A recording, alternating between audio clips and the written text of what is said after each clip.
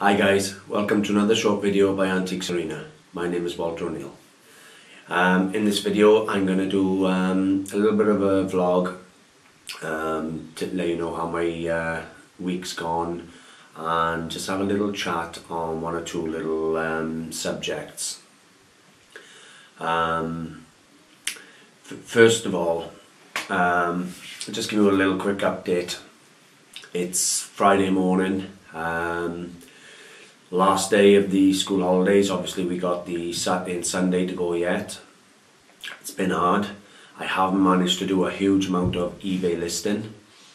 I've kept up to date with all my parcels. I've managed to work 4 markets, and that's a lot for me. I don't normally work the markets, but because eBay's been quieter, I've had to replace the money I've lost off eBay to work on the markets. That brings me later on then to the subject I'm going to talk about today, which was real estate. And I don't mean property, businesses and houses. By real estate I'm going to talk to you about how important it is to take the right stock with you or sell the right stock because you have a limited amount of space. But I'll get to that in a minute. Let me see, the week's been really good. I worked at Gavon yesterday, a little car boot sale called Gavon. It's only the second week back. I haven't been to Gavon for probably 2 years, purely because the children are with me 7 days a week, so I can't do Gavon and the school runs, which is a pain in the arse because I've done Gavon for years and it's always been a very good car boot sale for me. But I sold it this week. Of course the children were off because of the school holidays, so I went up and stalled up there and I done really well. I even took some plants that my mother gave me. We cut up a huge massive water lily.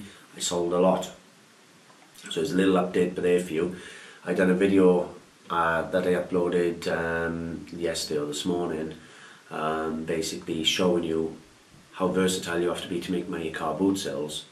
And one of them was, my mother had that massive water lily in the pond. We took it out, we divided it up into all the individual little plants, and I put them out and I sold every single one of them. I'm taking more when I go on Sunday. Work-wise, it's been hard to juggle looking after the children and working. I don't know how everyone else manages it, but it's been hard. We've done so many things, days out swimming, days at the park. However, I have had to deal with illness on top of dealing with the children and on top of dealing with the school holidays and on top of work. Happy days. But I've got through the fortnight and I can't wait now. Saturday and Sunday tomorrow, so we got all Cardiff boot sales back up and running. We got Reselling on Sunday, we got Bridgend on Sunday if I want to attend Bridgend. I normally use Bridgend for my winter buy-in, as opposed to summer buy-in because of Reselling. And I can't wait, we got another bank holiday weekend coming up now soon. It's only a week or 2 away.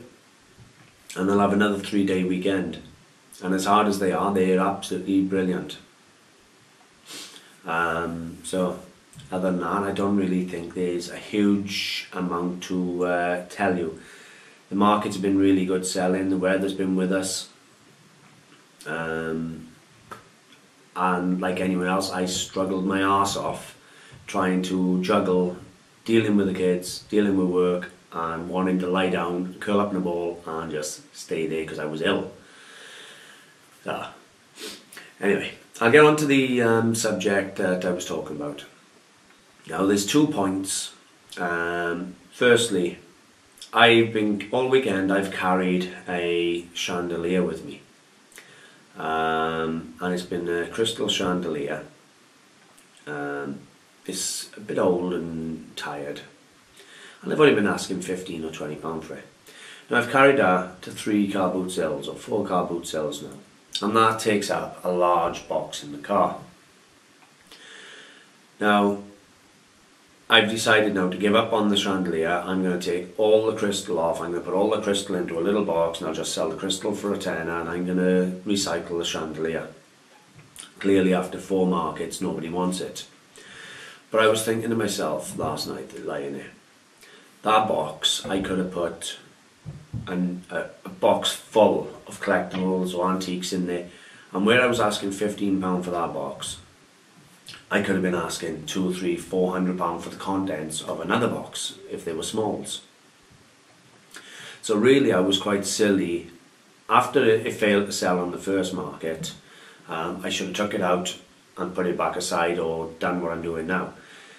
There's only so much space in our cars if we work in a car boot sale, and you have to choose the right things to go. Now clearly we want to take the things we want to get rid of first.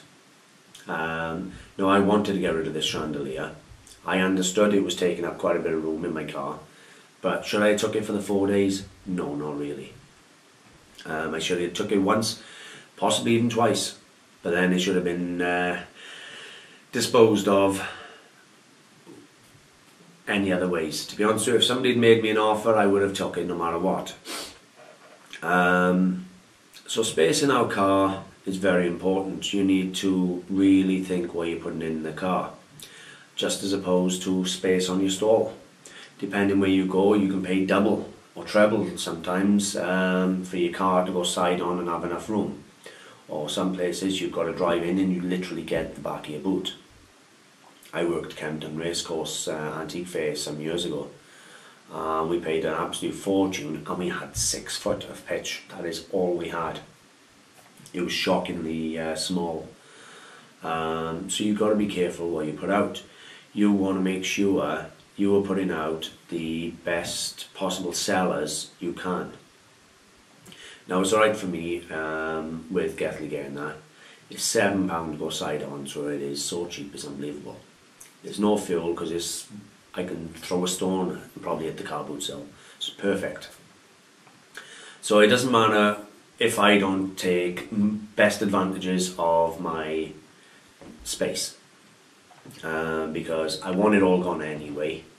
However, I do feel I wasted, with that chandelier, I wasted at least 2 days worth of selling. My selling was great, done really well this week, this fortnight's been wonderful. But I could have shifted a lot more stock had I taken a box of collectibles as opposed to the chandelier 4 times. However, while working Gethley Gay Sunday, a man came up to me and he's been doing antiques and collectibles for 2 years, trying to learn the game. And he has a stall, or a little cabinet if you like, in an antique centre. And he says to me, what is the very best thing you can sell in cabinets to maximise the space? Because if you can imagine, he's got a small cabinet and he's paying, I don't know how much, I used to pay £100 a month for a cabinet in Bartlett Street in Bath. But I used to sell out of there really well. But I do know how important it is on space. And to be honest with you, there ain't really a good answer as to what to put in that cabinet, because it all depends, well, what your knowledge is, what you like to buy, and what type of customer the antique centre brings in. Do you go for jewellery? Because you can have thousands of pounds worth of stock then in a cabinet, but you're like almost every other cabinet there that has jewellery. Or do you do daily trips to your cabinet, refreshing your stock, and put maybe Georgian glass and collectibles and things. The one thing you don't want to do is have one item on a shelf. You put one item on a glass shelf in your little cabinet, you sell that one item, you got an empty bare shelf. Now myself, I used to go up to Bath once a week just to change my stock over, and I would ram it full. And to be honest with you, the dealers would be coming from upstairs who had little stalls or who were doing other cabinets, and they'd be buying out of my cabinet while I was filling it. Now you'd think that would mean I was underpriced. Maybe it would. However, I was achieving prices up there that I could only dream of getting down here, so I didn't care what they were making on top of me. But it's a hard subject, what you put in the cabinets. The best advice I can give you, obviously, is look at the other cabinets, see what they're selling. Obviously, if they've been there a long time, what they're selling works for that area. Because obviously they wouldn't keep paying rent on a cabinet if they get no sales. But try and find stuff with a bit of personality behind it, a story behind it, something that people are going to be interested in. You want people to come to your cabinet and not just go, oh, there's another cabinet like every single other. You want them to stop, jaw drop, go, wow, let's have a look at this cabinet. You want something eye-catching, even if it's overpriced. I had a friend who shared a cabinet space with me at one time, and he put in an antique pistol and a couple of other pieces, and he priced them so high they were never ever going to sell. But I tell you what, the amount of people who stopped to look at them was unbelievable. And then while they're looking at them, they just have a scan through the rest of the cabinet. He was so clever.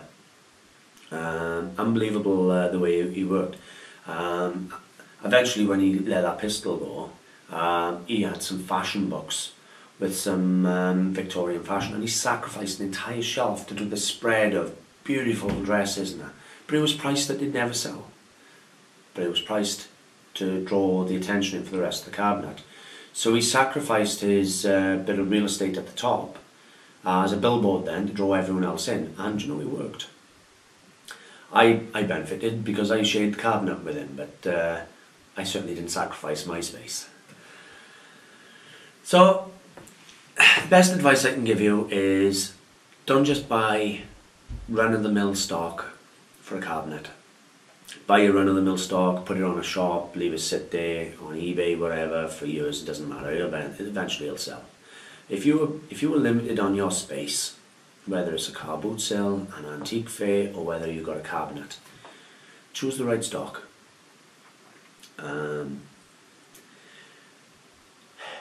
I can't tell you how important it is. Do your research. Go around the other. If you want to sell at an antique fair, go and visit it once or twice. Talk to the dealer, see what sells. You want to do a car boot sale, have a walk around there for a couple of weeks. See how they're doing. See what stalls are busy. I already know the average stall with just bric-a-brac everywhere doesn't sell very well. You can have a bric-a-brac stall in a flea market selling bits and bobs and jewellery, and you're just like everyone else, nothing special. What you want is a stall that jumps out and goes, come and look at me. So try and be a bit different. Try and have something that will draw their attention. I've done a video a while back. One thing I use is I have junk boxes, and I have a box full of coins and buttons and badges, and then I have a box over here that I put absolutely anything and everything in. It could be worth anything up to £5, £10, £20, and I put them in and I say they're £1. I got a coin box. Some people sell coins 10 pence, 20 pence, fine. I have a coin box. I separate all my Victorian, all my Georgian, all my commemorative, and that goes in a box for £1, as with all the military buttons and that, and they're all £1. Obviously I sell bags of coins. I'll bag them up however if I don't want them, and I'll sell them £2, £3, £4 a bag. But I use the trays to drag people in, and that works for me. Now I've covered that on a video. If you're interested, it's a car boot sale tips video I've done, and I find that works for me.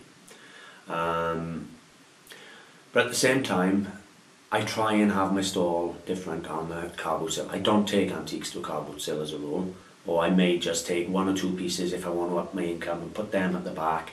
My car boot sale is all rubbish because it's what I want to sell and I want money for nothing. My antiques and my collectibles are all sold online. I have sold a bit of military this week on the markets, but I've done well with that. I ain't gonna moan. And to be honest with eBay's rules, you can't sell weapons on eBay. So I took them to a market and I done extremely well.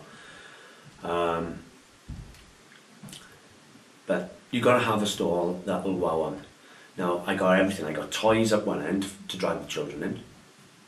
I got my boxes of junk, you know, anything that goes in the boxes, curios. I got my boxes of coins. I got then my porcelains, my glass, my one or two antiques that I take. Then over on the floor on this side, I got anything and everything from brass trays, crystal decanters that are unsigned. I got ceramics that I don't want, and that'll all be going out £2, £3, £4, £5 each. And you know, I have one of the most interesting stalls on the market. If you walk around the car boot sale, I guarantee you the same people will come back to me 3, 4 and 5 times throughout the day looking to see if anything else have come out or if they've missed anything. They don't do it with everyone else's. So, know your market, do your research. Space, real estate is valuable. Certainly if you've got a cabinet, do your research, find the curio. If you need a space filler just for now, put stuff in there, but look for the perfect items. That's really all I can say about that one for today. I learned last night about eBay's 180-day return policy. What a load of crap that is. I'm going to do a video on that once I've read more about it. Quite shocking. Buyer's got 6 months to return an item. Ain't happy with that one. However, it hasn't actually affected me yet. Nobody's actually tried to do it, but we'll see. And I'm going to read up on that, find out what rubbish that's all about, and then I'll do a video on that one day. That's about it anyway, guys. So I'll say thank you very much for watching. I hope you enjoyed the video. If you did, please, I'd appreciate a like and a share. Don't forget to hit the subscribe. I've put a link at the end of the video. You'll find us on Facebook, Antiques Arena. You'll find us on eBay, Antiques Arena Clearance, and we have our own website, antiquesarena.co.uk. Till the next time, guys, thanks for watching. Bye for now.